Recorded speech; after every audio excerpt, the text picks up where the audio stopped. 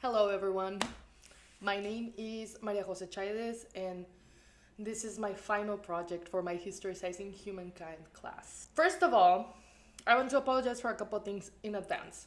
You're gonna be hearing a hissing sound in the back, and that's my heater because I'm in New York, it's winter, and I can't control the heater. That's what it does. That's the sound it does. Is it normal? Apparently.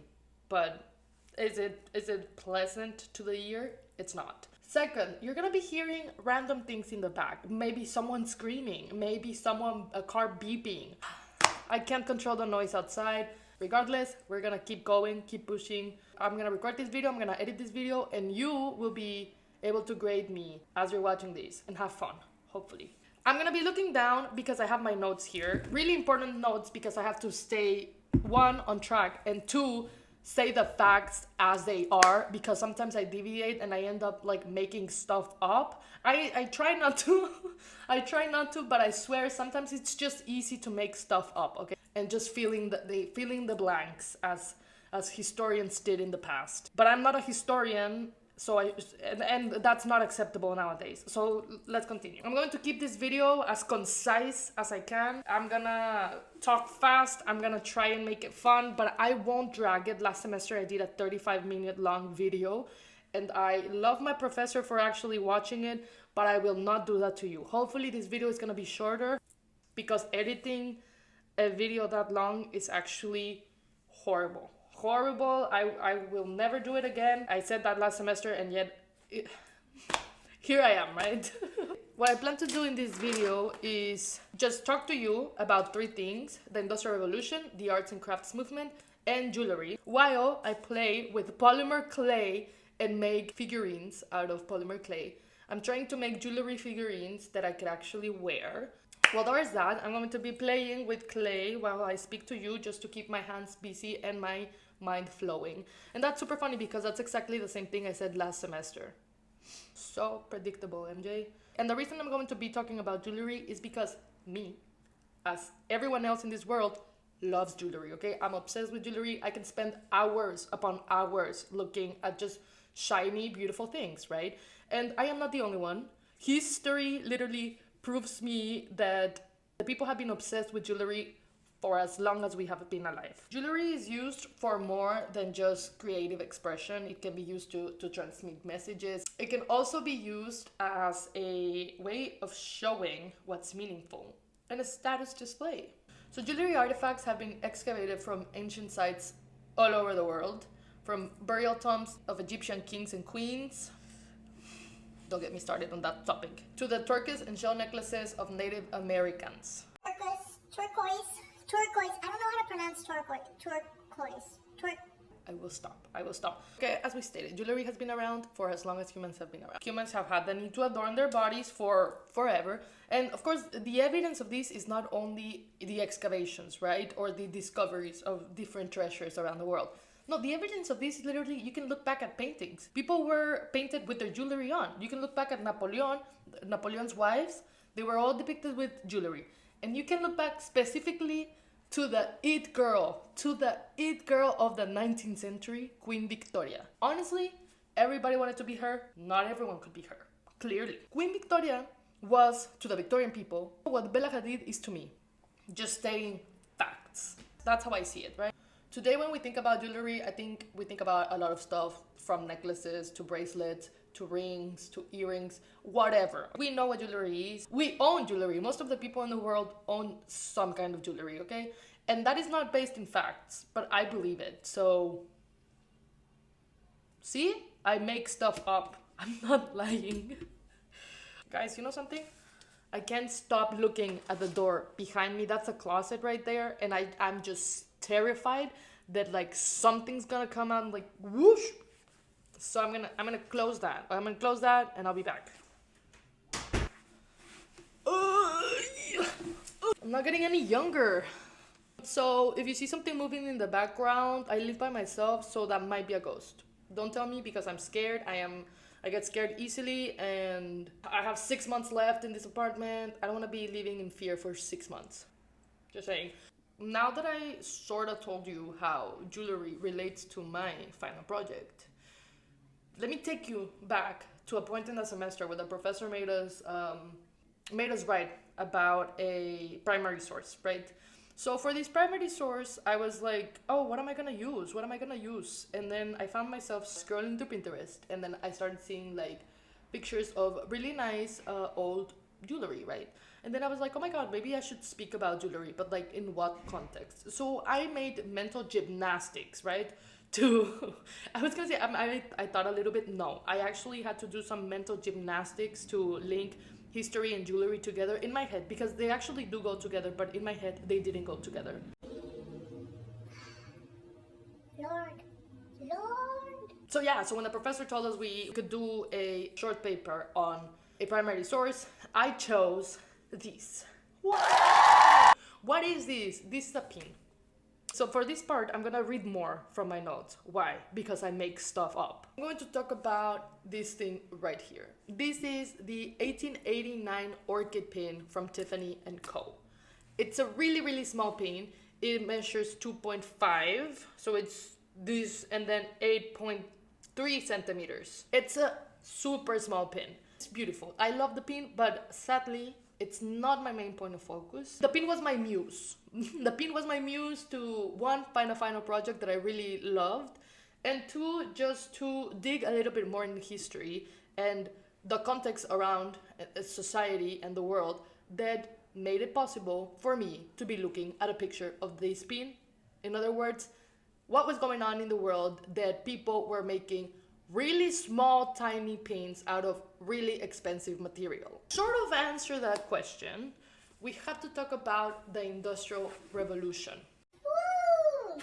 People back then weren't as different as we are now. Honestly, we're kind of really the same, because in the past, people were also trying to stay on top of trends, right? They were trying to wear what was being worn in the society around them. The trends they were following were mostly set by important people like Queen Victoria.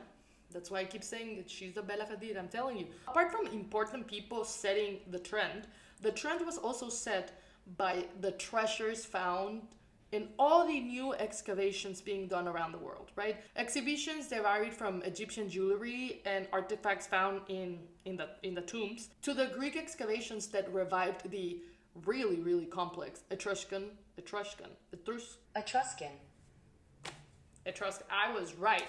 Okay, Etruscan. Honestly, I don't want to be my neighbors right now because I'm actually screaming, and I'm screaming shit like Etruscan. But the Etruscan style has this really particular technique called granulation, and that's really hard to achieve. Not everyone could produce a dupe of the Etruscan style, and then this jeweler fortunato, which basically means like a fortunate jeweler, called, that's not what I'm deviating. I shouldn't be talking about that. Let me go back. Okay, we see that there's evidence of the impact of Egyptian culture, Greek culture, Italian culture. But there's one culture that impacted jewelry the most, and that's the Japanese culture. Hear me out. So with the opening of the trade between Japan and Europe, a lot of things were being traded, okay? Because trade, that's how it works, guys. Come on. So picture this. Japanese metal workers showing their techniques, right? Showing what they do. People were obsessed over these two techniques, right? Shibuishi and shakudo. So the Japanese were teaching jewelers how to involve the shibuishi and shakudo technique. The Japanese techniques shibuishi and shakudo are actually one of the main inspirations for the Art Nouveau style. And I forgot to tell you guys, but the style of the pin is inspired in the Art Nouveau style. That is why the pin looks the way it does, because it is made with the guidelines of the Art Nouveau style in mind. So you see the connection here? You see it? Okay, good. So the Art Nouveau style basically focuses on taking inspiration from the unruly aspects of nature. There's a lot of emphasis in flowers. The pieces revolved around nature. For example, the pin. So the pin was part of a collection that revolved around nature. And the Art Nouveau style really focuses on the rough aspect of craftsmanship. The Art Nouveau style wouldn't have existed if the Industrial Revolution didn't happen. Because without the Industrial Revolution, we wouldn't have the arts and crafts movement. And the Art Nouveau style is basically the arts and crafts movement and the Japanese techniques came together, had a family, and the baby is the Art Nouveau style. So now I mentioned the arts and crafts movement. Look, guys. Honestly, for me personally, it's really hard to pronounce arts and crafts because FTS thing is just too much for me. Okay, too much for me. I won't be saying it. I will call it the ANC movement. You may be asking yourself, MJ, what the fuck is the arts and crafts movement? I'm glad you asked. I'm glad you asked, guys, because that's literally my project. So basically, the ANC movement happened in 1875. Well, it began in 1875. And it was basically a response to the mass production of things. The craftsmanship was lost, and mass-produced objects were being sold in greater quantities. And yes, although they were cheaper, the craftsmanship was gone. So the ANC movement flourished, people pushing back against that industrialization of art. So the ANC movement celebrated the evidence of handwork in art. So they would appreciate if a piece had evidence of like hammer marks on metalwork or fluid and irregular contours in some pottery and glass. Evidence that it was done by a human being, not a machine. Okay? I think the main character of this movement could be considered William Morris. He's also responsible for the religious tint of the movement because he went to Oxford to study for the priesthood. He never actually became a priest, but the movement has really religious undertones, okay? The movement is not religious. I say religious tones because in the movement there's a lot of talks about the spirit of the objects and how through industrialization those objects lost their spirit because they were no longer being handmade. They were being mass produced, and there's no individuality and there's no uniqueness in a product that is being mass produced, right? This conversation was really popular among people who discuss the arts and craft movement. I'm just gonna read a quote so you sort of understand what I mean by religious aspect of the movement. So this quote is from Arthur Haggett McMurdo, which was a follower and a really prominent figure in the ANC movement. And he says that the movement should not be seen as an aesthetic incursion, but as a mighty upheaval of man's spiritual nature in her attempt to throw off the depressing materialism which shrouded her limbs when industry and commerce tore away her garment of beauty and cast it upon the scrap heap. Poetic. So the ANC movement really fought for the return of the craftsmanship. They really want that back. They were really pushing against the mass production of everything, basically. And they were calling for people to go back into like specialized crafts and just work on them. People were trying to go back to the nice handmade crafts. Did that eventually work? Sorta. Did it really revolutionize the world? No. Look at where we are today. We're having some of the same issues. Literally, we should have an arts and crafts movement, but that's a topic for the end of this video. The arts and crafts promoted self-expression, promoted spaces in which people would develop these creative ideas and would be able to put their thoughts into their work.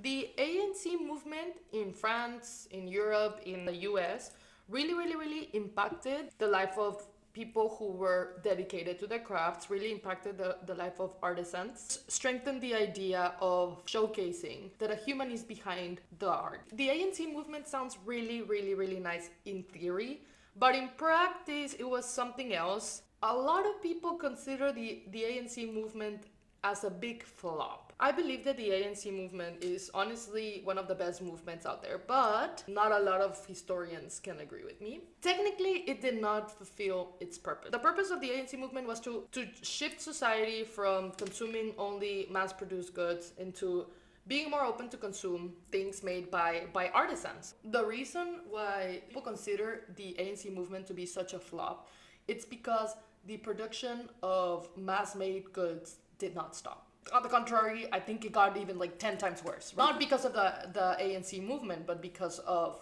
the expansion of industrialization and the creation of more machines and capitalism. The production back then and the production now of handmade objects, it is significantly more expensive because you have to pay the person doing the work, you have to pay for the materials, you have to pay for the time. The cost of handmade objects made by artisans, objects that require knowledge in a specific craft, that pay attention to detail, that show handwork, cannot compete with the cost of mass-produced goods produced in factories or even in sweatshops. That is a problem that we have to this day. So it sounds really familiar, right? Time for a little story time, okay? And I'm gonna be reading this story out of my notes just to keep the facts straight and not make up anything. So there's this woman, Ellen Gates Starr. She's working as an arts and crafts bookbinder in her private studio at Hull House. She was only able to teach her craft to 1 or 2 apprentices at any time. Because of its emphasis on handwork and the uniqueness of each artist's touch, the ANC movement offered limited career prospects. It could not accommodate masses of workers. Even when its products were predeterminedly rough in finish and quality of work so that they could be reproduced by semi-skilled amateur in her leisure time, the prices charged set them beyond reach of the average consumer. Starr herself recognized the irony of creating, in a settlement house, books that only the wealthy could purchase. The story of Starr really encapsulates what was going on at the time. Yes, people were focusing on their craft, but because of the attention to detail, because of the hours invested in a piece, the price went up. And when the price goes up, then the pool of people who can afford the object. Sorry. Oi, I ordered pizza. When the price goes up, the pool of people who can afford the object becomes smaller. And it's really interesting how we have those same conflicts today. You can have this notebook selling for $20 and this other notebook selling for $150. And people are gonna gravitate more to the notebook that is worth $20 because unless you have that money to burn, you're not gonna be spending money on something that you can get for cheaper just because it was made with more detail. Precisely, more in this economy, people don't have the money to get the things made. It would be great if everybody had the means to buy those products, but it's not that way. And the thing here is that it wasn't that way either in the past. And that is one of the main flaws that people point out when they talk about the ANC movement.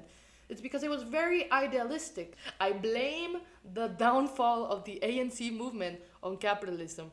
I'm bringing Ellen Starr back because I want to talk a little bit more about the role of women in the ANC movement. Sadly, as of many things in the past, in this movement, women weren't the main characters. Okay, they were part of it, don't get me wrong. They were part of it and they were accepted, but they were not the main characters. Most of the women who were really recognized in the ANC movement, they were so because they were working in studios or alongside men. A lot of them were working in family-owned jewelry houses alongside with their partner.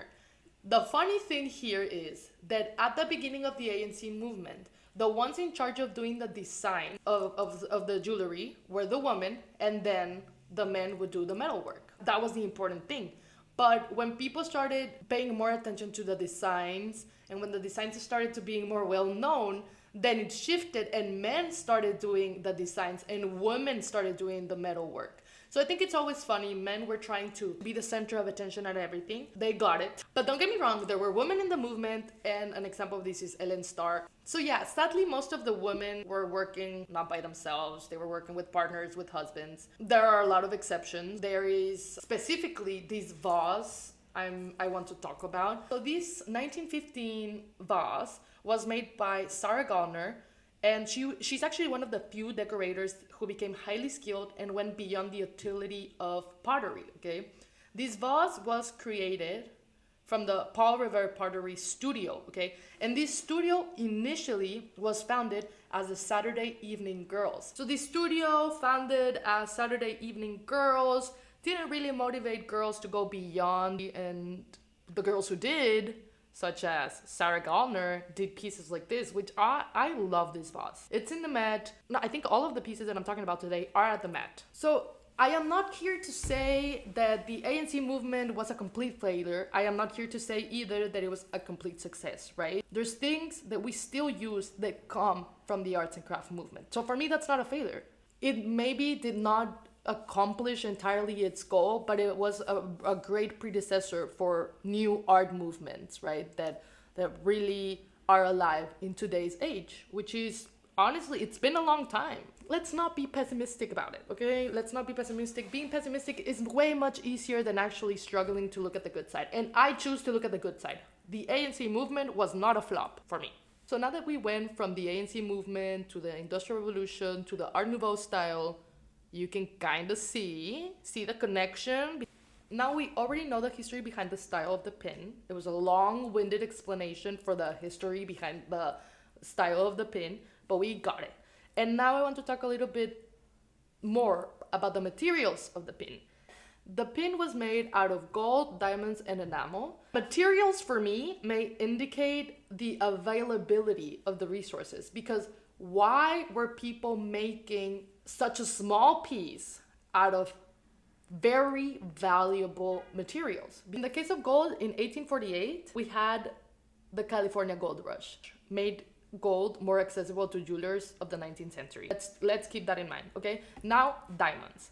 And in 1866, there was a discovery of diamond mines in South Africa, which meant that things that were considered super rare to find and super scarce, and there was now an abundance of it, that it could be used in more products. After the two materials were more accessible and readily available, late Victorian jewelry favored the featuring of gold and diamonds. And the fact that a diamond is being used in this pin is even more telling of the context than it is the gold part. Marks the shift from colorful gemstones that were being used in the past to the use of diamonds in everyday jewelry. So now that diamonds were more available for the rest of the world, they were being put in more things.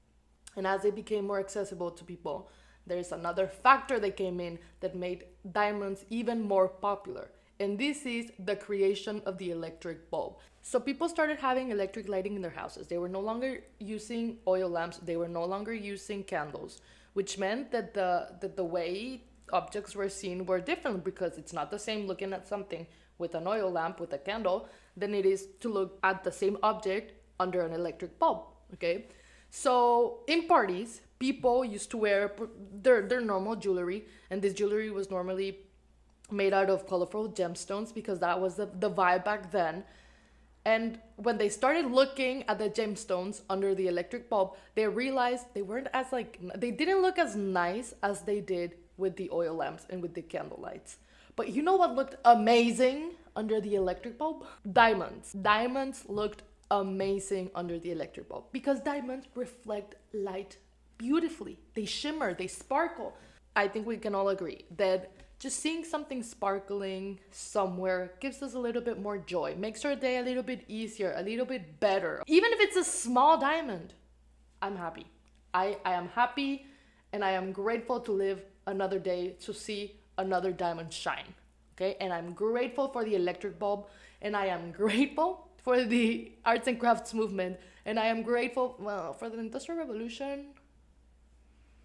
Not really, but yeah, I mean, I have a lot of stuff thanks to the Industrial Revolution, so I'm grateful for that too, even though I kind of hate it. So, MJ, shut up. I'm trying to film the ending, but there's like a dogfight outside my apartment. After contextualizing the pin, its style, where the style came from, the materials, what the materials tell us about the time it was created, I think it's possible for us to see now how all these like series of otherwise unrelated events connect, right, into a little tiny 8-centimeter piece. Even us as people are results of things that weren't connected, connecting, and bringing us to where we are. There is so much complexity behind everything. And I think it's super interesting because the use of gold, the use of diamonds really speaks to a relationship between luxury and society, and how things that were reserved for elite only were now available for a relative accessible price, right?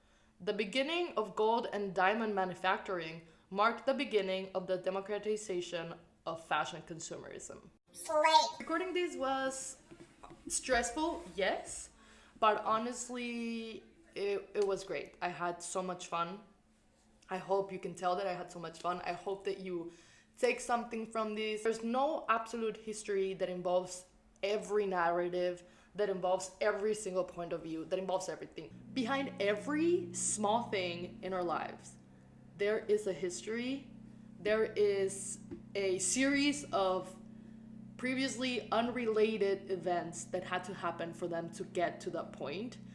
And everything is worth researching about if you're interested in. I think I want to encourage research of the things around us, not only for a grade, but for the fact of knowing. So hopefully this video made grading a little bit more easier, a little bit more fun. Overall, thank you very much for pushing me to research something that I'm passionate in a fun and a manner that is true to my ideas and to me. Pause. I literally forgot to show you guys the final product the jewelry I made during the video.